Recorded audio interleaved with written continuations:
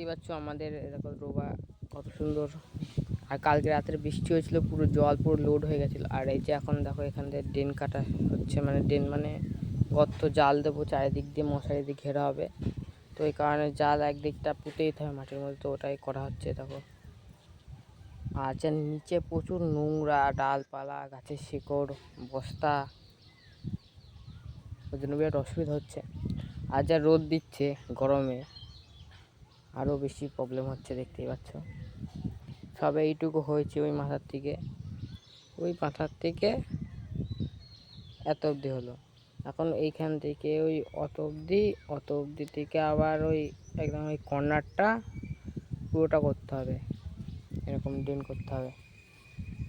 তারপরে জাল লাগাতে হবে। লাঠি কাটাচ্ছে ভাই আর দাদু, ওইদিকে লাঠি কাটছে, আর এইদিকে এখন আমরা মানে আমি একাই ড্রেন কাটছি। আর পারলে ভিডিওটাকে লাইক করে দিও, চ্যানেলটাকে সাবস্ক্রাইব করে দিও, আর ইনস্টাগ্রাম থেকে দেখলে ফলো করে দিও।